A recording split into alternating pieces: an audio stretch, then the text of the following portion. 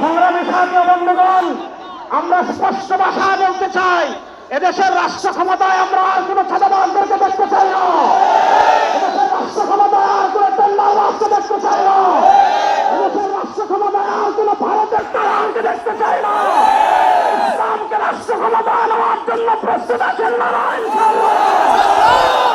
ইসলামী আন্দোলনের মোহতারাম আমির পীর সাহেব সর্বরায় ঘোষণা দিয়েছেন, ইসলাম দেশ ও মানবতার পক্ষে এবার ভোটের বাক্সে একটা হবে ইনশাআল্লাহ।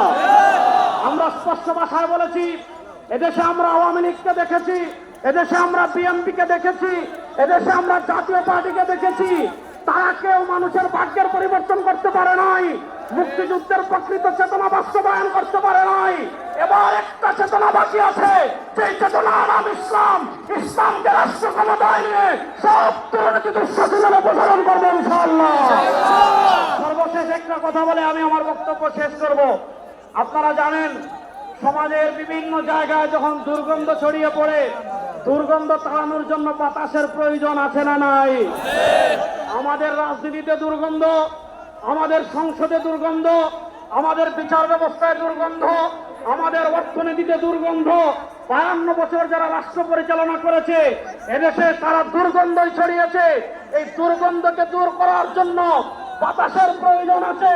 সেই পুরো বাংলাদেশে এবার বাতাস হবে হাত পাকা ইনশাআল্লাহ। হাত পাকার বাতাস ছড়িয়ে দেওয়ার জন্য প্রস্তুত আছেন না নাই? আর ভাই, আমাদের কোন মার্কা আছে? ইসলামের পক্ষের কোন মার্কা আছে? প্রকৃত চেতনার কোন মার্কা আছে? ভারতীয় আধিপত্যবাদ মোকাবেলার কোন মার্কা আছে? কোন সে মার্কা? সবাই বলো, এমন যাবে।